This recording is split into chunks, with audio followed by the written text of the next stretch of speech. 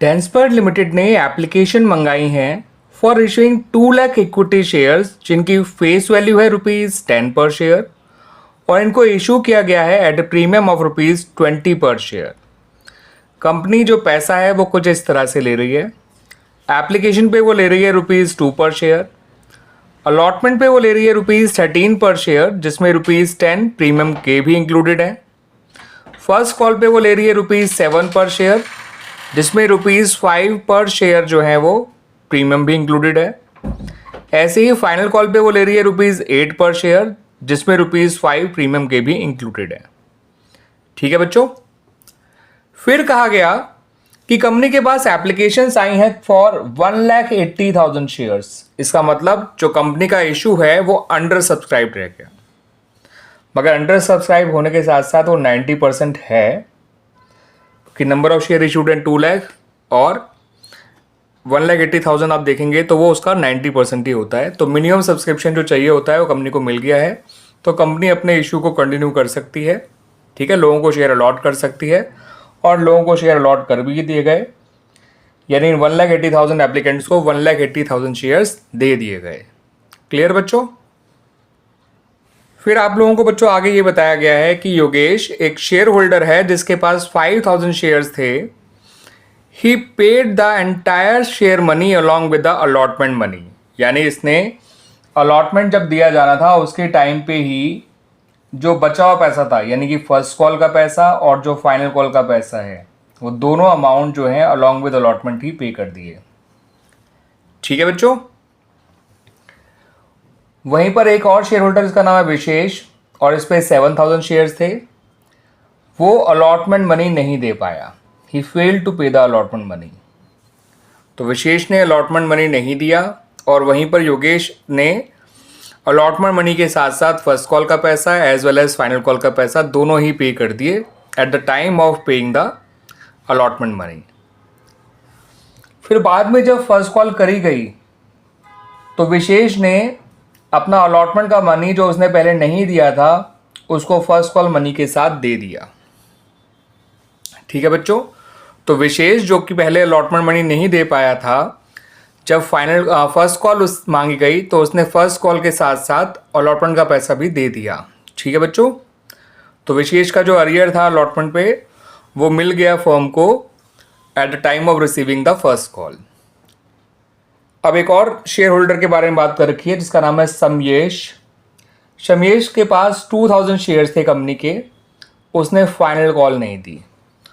तो समयेश जो है अभी तक एप्लीकेशन अलॉटमेंट और फर्स्ट कॉल तो देता आया था, लेकिन वो फाइनल कॉल नहीं दे पाया अपने 2,000 शेयर्स पे, जिसकी वजह से समयेश के शेयर फॉरफीट भी कर लिए गए immediately after the final call. तो समयेश ने केवल फाइनल कॉल नहीं दी थी और उसके बाद ही उसके शेयर जो हैं कंपनी ने फॉरफीट भी कर लिए immediately after the final call. फिर ये जितने भी शेयर समयेश के फॉरफीट किए गए थे, हम जानते हैं 2,000 शेयर फॉरफीट किए गए थे, लेकिन उनमें से केवल 1,500 शेयर्स को ही कंपनी ने बाद में री इशू किया है एट ₹8 पर शेयर फुली पेड अप। इसका मतलब होता है कि इसके शेयर जो फॉरफीट किए थे उनमें से केवल 1,500 शेयर्स को ही री इशू किया गया, ₹8 पर शेयर का री इशू किया गया, यानी री इशू करते समय कंपनी ने सिर्फ ₹8 पर शेयर लिया है इन शेयर्स पे और इनको फुली पेड अप मानते हुए, यानी कि जो इनकी फेस वैल्यू है ₹10 पेड अप मानते हुए इन्होंने इन शेयर्स को री इशू किया है। यानी कंपनी मान तो रही है री इशू के टाइम पे कि ₹10 मिले हैं, लेकिन उसने लिए कितने हैं? ₹8 पर शेयर। इसका मतलब इन फॉरफिट शेयर्स को ₹2 के डिस्काउंट पर री इशू कर रही है, ₹2 डिस्काउंट पर शेयर पे, जिसको फॉरफिट अमाउंट से कवर किया जाता है बच्चों। वो मैं आपको बताऊंगा जब एंट्री की जाएगी ऑफ री इशू ऑफ फॉरफिट शेयर्स। ठीक है बच्चों। अब आपसे क्वेश्चन में कहा है कि नेसेसरी जर्नल एंट्रीज पास करिए for the about transactions in the books of Denspert limited. तो नेसेसरी ट्रांजैक्शन बच्चों करने से पहले यहाँ पर हम तीनों शेयर होल्डर के बारे में दोबारा बता रहे हैं आपको, ताकि और आपको क्लियर हो जाए आगे एंट्रीज बनाते समय। योगेश पे 5,000 शेयर्स थे, उसने अलॉटमेंट के टाइम पे अलॉटमेंट का पैसा भी दिया, फर्स्ट कॉल का पैसा भी दिया और फाइनल कॉल का पैसा भी दिया। तो इसने अलॉटमेंट के टाइम पे ही फर्स्ट कॉल और फाइनल कॉल दे दिया है, इसलिए मैंने देखिए फर्स्ट कॉल और फाइनल कॉल के टाइम पे यहाँ पे ब्लैंक छोड़ दिया है, कुछ लिखा ही नहीं है, क्योंकि ये पैसा इसने अभी ही दे दिया है at the time of allotment. अब विशेष ने जब अलॉटमेंट नहीं दी थी अपने 7000 शेयर्स पे, लेकिन जब फर्स्ट कॉल मांगी गई तो उसने फर्स्ट कॉल के टाइम पे फर्स्ट कॉल का पैसा और अलॉटमेंट का पैसा दोनों दे दिया था। तो ये पैसा अलॉटमेंट के टाइम पे नहीं मिला था अलॉटमेंट का, लेकिन इसने ये पैसा फर्स्ट कॉल के टाइम पे दे दिया। और कहा नहीं गया है, लेकिन अंडरस्टूड है विशेष ने फाइनल कॉल के टाइम पे फाइनल कॉल का पैसा दे भी दिया होगा। ठीक है, तो विशेष ने बस एक ही बार गलती करी थी, उसको उसने अगली बार सुधार लिया और फाइनल कॉल के टाइम पर उसने पैसा दे ही दिया होगा, बिकॉज क्वेश्चन में ऐसा कहीं लिखा ही नहीं है कि उसने नहीं दिया है ना, तो दे दिया होगा इसका मतलब। ठीक है बच्चों। और समयेश जो है वो फर्स्ट कॉल तक सब कुछ सही करता आ रहा था, उसने एप्लीकेशन, अलॉटमेंट, फर्स्ट कॉल तीनों टाइम पे कर दी, लेकिन अलॉटमेंट के टाइम पे वो पैसा नहीं पे कर पाया और as a result of that केवल इसके शेयर ही फॉरफिट किए गए हैं बाय द कंपनी। ठीक है बच्चों। और इसके शेयर जो फॉरफिट किए गए थे, तो उसके बाद इसके ही फॉरफिट शेयर जो है उनमें से 1500 शेयर्स को रीइशू किया गया ₹8 पर शेयर का, फुली पेड अप मानते हुए, है ना बच्चों। आइए अब बना लेते हैं अपनी हम जर्नल एंट्रीज। तो बच्चों सबसे पहली एंट्री जो आपको है नज़र भी आ रही है, वो बनाई जाती है एप्लीकेशन मनी को रिसीव करने की। ठीक है, और उस पैसे को बाद में जो दूसरी एंट्री बनाई जाएगी कैपिटल में ट्रांसफ़र कर दिया जाता है।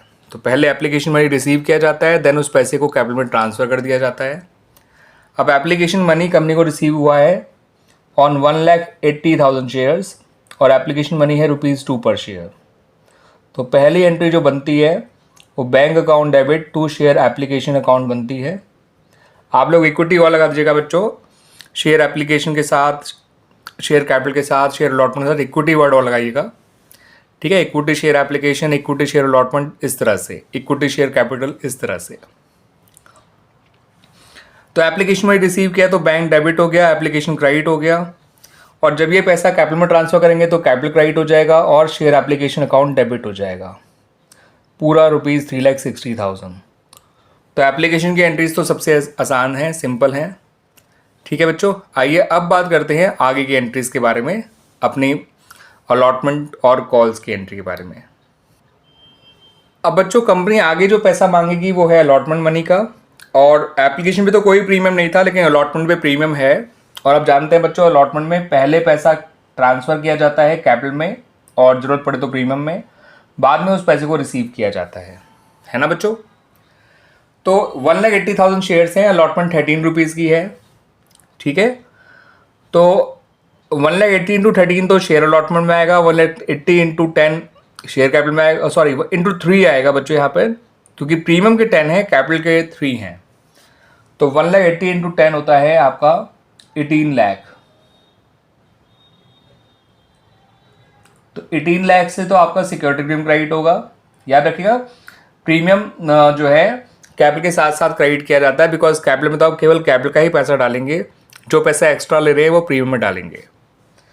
और 180 इंटू 3 होता है बच्चों 5,40,000। तो कुल मिला के कंपनी अलॉटमेंट जो पैसा मांग रही है वो 23,40,000 मांग रही है। अब ये बच्चों अलॉटमेंट की जो रिसीविंग की एंट्री है ये बहुत ही इंपॉर्टेंट एंट्री है, इसको समझिएगा ढंग से। ठीक है बच्चों, अलॉटमेंट जब रिसीव किया गया तो एक शेयर होल्डर था विशेष और एक शेयर होल्डर था योगेश, है ना बच्चों। अब ये जो विशेष है इसने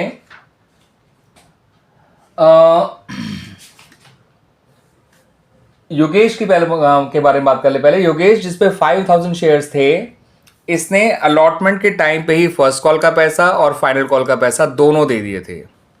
फर्स्ट कॉल का पैसा है ₹7 पर शेयर और फाइनल कॉल का पैसा है ₹8 पर शेयर। तो 7 और 8 होता है बच्चों 15 और उस पर हैं 5,000 शेयर्स।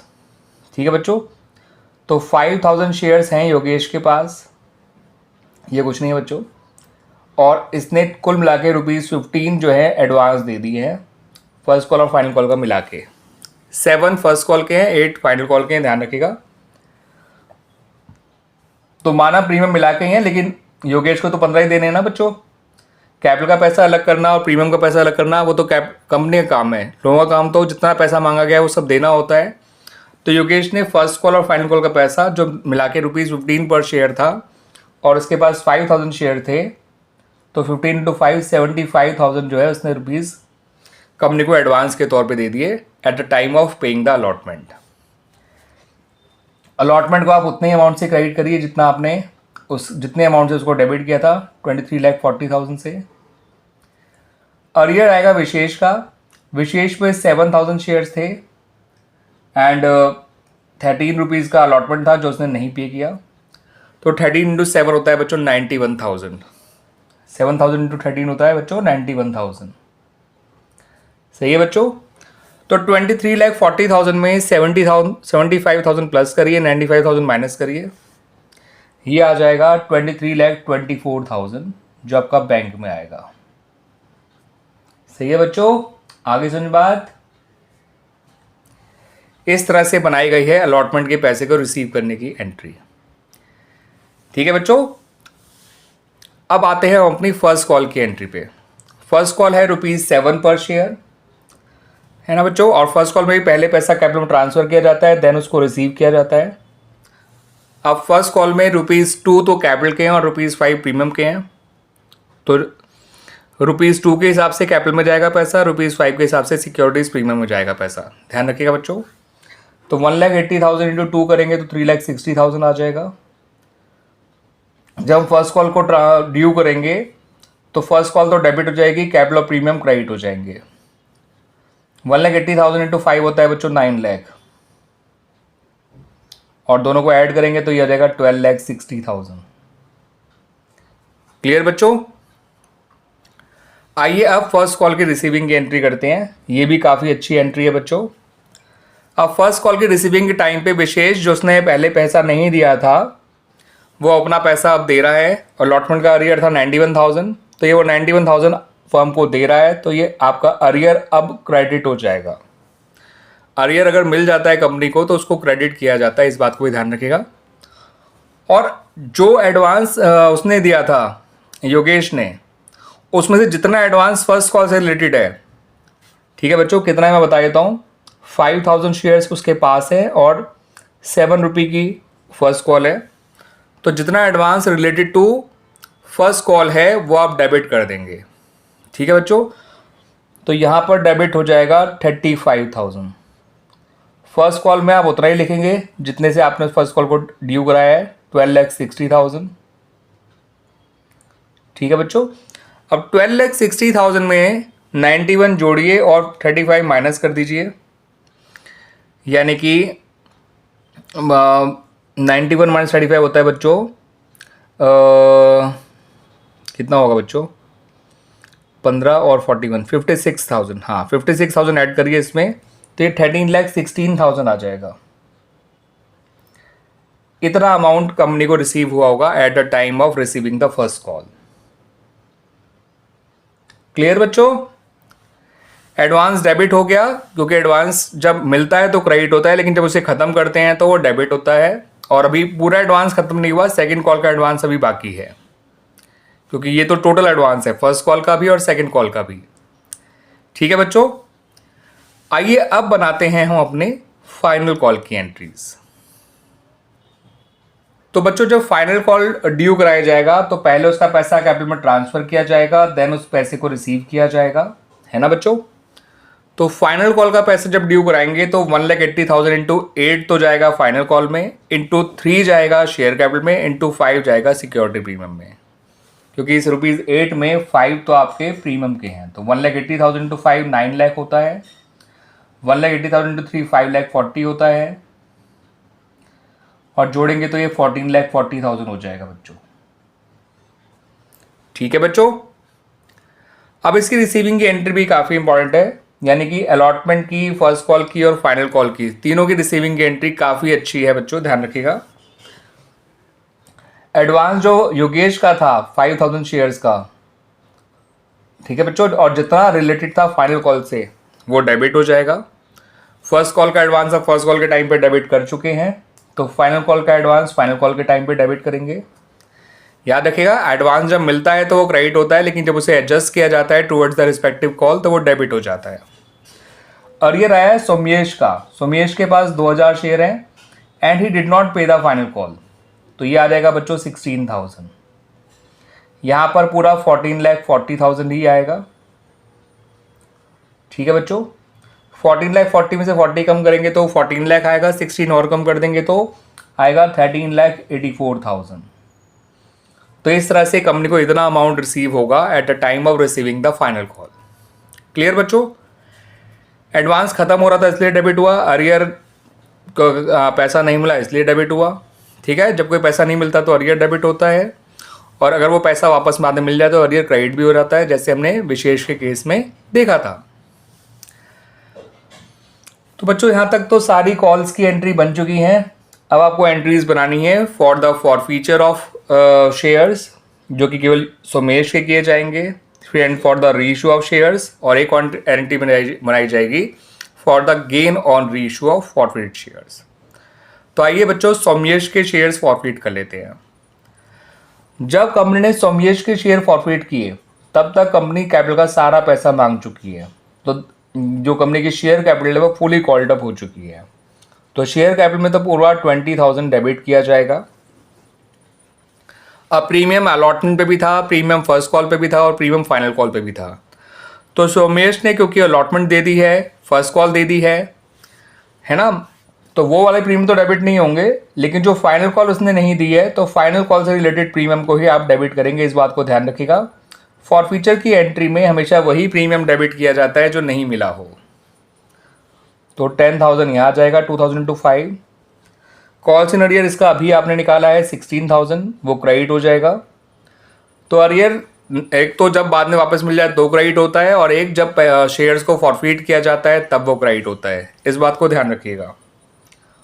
और जो बैलेंसिंग फिगर है वो आपका फॉरफिट शेयर अकाउंट में आ जाएगा, 30 - 16 इज 14,000। इसने दिया तो पैसा बहुत सारा है बच्चों, लेकिन कैपिटल से रिलेटेड पैसा इसने सिर्फ ₹7 दिया है।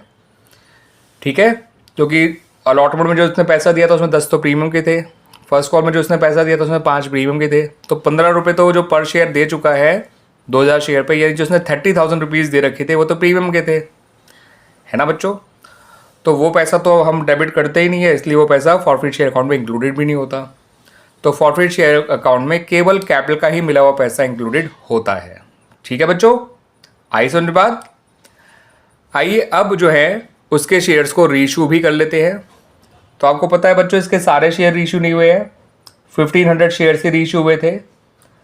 तो जब हम किसी के शेयर रीइश्यू करते हैं तो बैंक डेबिट हो जाता है, याद रखिएगा, और शेयर कैपिटल क्रेडिट हो जाती है। शेयर कैपिटल को तो आपको 1500 × 10 से क्रेडिट करना है, क्योंकि आपने शेयर को फुली पेड अप मानते हुए रीइश्यू किया है, यानी कि आपको कैपिटल में पूरे ₹10 क्रेडिट करने हैं। तो 1500 × 10 होता है 15,000, 1500 × 8 होता है 12,000। और जितना डिस्काउंट दिया जा रहा है ऑन दीज शेयर्स, उसके लिए आपको फॉरफिट शेयर अकाउंट को डेबिट करना है, ये बात ध्यान रखिएगा। और शेयर ओरिजिनली तो डिस्काउंट पे इशू होते ही नहीं है, और अगर वो फॉरफिट शेयर को भी रीइश्यू किया जाता है तो हम जो डिस्काउंट पे उनको रीइश्यू करते हैं वो डिस्काउंट फॉरफिट शेयर अकाउंट से कवर किया जाता है। Discount on issue of shares account का नाम बिल्कुल मत यूज़ करिएगा बच्चों, because shares can not be issued a discount, they can be reissued a discount, but the discount जो कवर किया जाता है वो फॉरफिट शेयर अकाउंट से किया जाता है। ठीक है बच्चों, ये जो हमें मिला हुआ पैसा है ना, देखिए फॉरफिट शेयर का पैसा ये मिला हुआ है 14,000, इनमें से ही ये डिस्काउंट कवर किया जाता है ना, क्योंकि फॉरफिट अमाउंट जो होता है वो उन ओरिजिनल शेयर होल्डर्स का दिया हुआ पैसा होता है जो कंपनी को उन्होंने दे दिया था, मगर कंपनी ने उनको लौटाया नहीं था वो पैसा, कंपनी ने ये पैसा उनको नहीं लौटाया था। ठीक है, वो पैसा इनका फॉरफिट कर लिया जाता है, जब्त कर लिया जाता है, वो पैसा कंपनी का हो जाता है, जिसे कंपनी जो है at the time of reissuing of these shares use करती है डिस्काउंट अलाउ करने में। क्लियर बच्चों? आइए अब पता करते हैं कि हमें इन शेयर्स के रीइश्यू करने पे कितना फ़ायदा हुआ। ठीक है बच्चों, तो बच्चों गेन की एंट्री तो होती है forfeit share account debit to capital reserve account. तो गेन की एंट्री तो मैटर नहीं करती है, मैटर करता है ये गेन निकाला कैसे जाता है। तो जब सारे शेयर रीइशू नहीं होते हैं तो गेन निकालने के लिए आपको टोटल फॉरफिट अमाउंट को टोटल फॉरफिट शेयर से डिवाइड करना होता है। इससे आपको फॉरफिट अमाउंट पर शेयर मिल जाता है। फिर into number of share reissued कर देते हैं ताकि जो रीइशूड शेयर्स हैं उनका फॉरफिट अमाउंट आ जाए, और उसमें से आपको जो उतना भी आपने डिस्काउंट अलाउ किया है on the reissue of forfeit share उसे माइनस कर दीजिए और गेन आ जाएगा। तो बच्चों ये फॉर्मूला दिखने में बड़ा है, करने में बहुत छोटा है। टोटल फॉरफिट अमाउंट जो सोमेश का था वो 14,000 था, उसके टोटल फॉरफिट शेयर 2,000 थे, है ना बच्चों। नंबर ऑफ शेयर रीइशूड इसके 1500 थे, और जो आपने डिस्काउंट अलाउ किया था on the reissue of forfeit share वो था 3,000। ये आ जाएगा 7, 15 इंटू 7 होता है 105, यानी 10,500 माइनस कर दीजिए 3,000, गेन आ जाएगा 7,500। तो दिस इज द गेन जो कंपनी को हुआ है on the reissue of forfeit share. इसको ट्रांसफर कर दिया जाएगा टू कैपिटल रिजर्व। ठीक है बच्चों, तो गेन उन्हीं शेयर्स पे निकाला जाता है जिनको रीइशू किया गया है। ठीक है, और जो शेयर रीइशू हो जाते हैं उनका फॉरफिट अमाउंट जो है या तो डिस्काउंट अलाउ करने में यूज़ हो जाता है, और अगर वो डिस्काउंट अलाउ करने के बाद भी बच जाता है तो उसको कैपिटल गेन मान के कैपिटल रिजर्व में ट्रांसफ़र कर दिया जाता है। तो हमारा टोटल फॉरफिट अमाउंट तो 14,000 था, लेकिन जो शेयर्स हमारे रीइशू हुए थे उनका फॉरफिट अमाउंट निकल कर आया 10,500, है ना बच्चों, जो ये निकल कर आया था। उसमें से 3,000 तो डिस्काउंट देने में चला गया, तो वहाँ फॉरफिचर अकाउंट डेबिट हो गया आपका। बचा हुआ 7,500 जो है वो हमारे लिए कैपिटल गेन बन गया। उनका पैसा, जो शेयर रीइशू हो जाते हैं उनका पैसा आपको या तो डिस्काउंट के टाइम पे डेबिट करना है, और जो बच जाए डिस्काउंट अलाउड करने के बाद भी तो उसको फॉरफिट शेयर अकाउंट में नहीं छोड़ते हैं, उसको कैपिटल गेन मान के कैपिटल रिजर्व में ट्रांसफ़र कर दिया जाता है। अब जो बचे हुए 500 शेयर्स हैं और उनका फॉरफिट अमाउंट 3,500 है ना बच्चों, क्योंकि सारे शेयर्स का फॉरफिट अमाउंट 14,000 है। जो शेयर रीइशू कर गए उनका फॉरफिट अमाउंट 10,500 था, तो जो शेयर रीइशू नहीं हुए हैं उनका फॉरफिट अमाउंट है 3,500। ये 3,500 जो है फॉरफिट शेयर अकाउंट में ही रहेगा। तो फॉरफिट शेयर अकाउंट में केवल उन्हीं शेयर्स का पैसा रहा करता है जो फॉरफिट तो हो गए मगर रीइशू नहीं हुए अभी तक। जो शेयर्स फॉरफिट होने के बाद रीइशू भी हो जाते हैं उनका फॉरफिट अमाउंट या तो डिस्काउंट अलाउ करने में यूज़ हो जाता है, और डिस्काउंट अलाउड करने के बाद अगर वो पैसा बच जाता है तो हम उस पैसे को कैपिटल गेन मानते हुए कैपिटल रिजर्व में ट्रांसफ़र कर दिया करते हैं, फॉरफिट शेयर अकाउंट में नहीं छोड़ा करते हैं। ठीक है बच्चों, क्लियर होगी मेरी बात।